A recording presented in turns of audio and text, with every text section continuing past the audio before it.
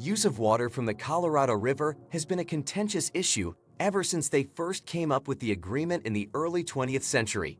Every attempt to allocate Colorado River water has the same problem. More water has been promised than actually exists. Climate change, drought, and rapid population increases have really taken a toll on the river. It's currently at a fraction of its normal levels. Now, after months of heated debates, the states have finally reached a settlement. What is the Colorado River Compact?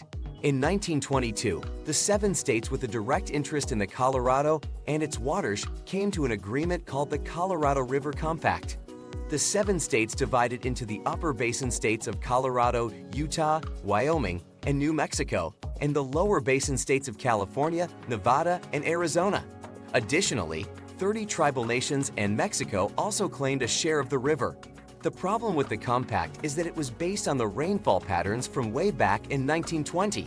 It didn't take into account the drought-heavy conditions we've been experiencing, or the fact that the population has ballooned in the last 100 years. Today, some 40 million people rely on the Colorado River for residential, industrial, and agricultural uses. For example, according to the U.S. Department of Agriculture, California is responsible for 42% of the nation's fruit and nut production and nearly half the nation's vegetable production, all of which require a lot of water.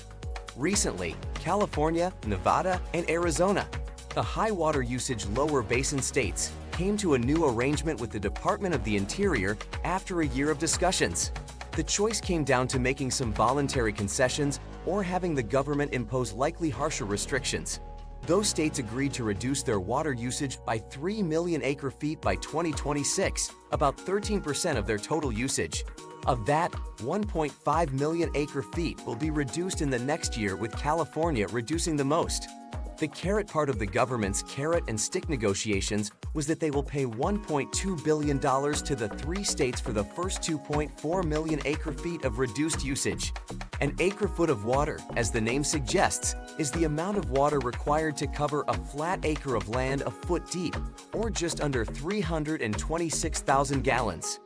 In some areas, there are underground aquifers supplying some water for mostly residential use. But choices could come down to irrigation for food versus residential use versus industrial use, and food is going to win.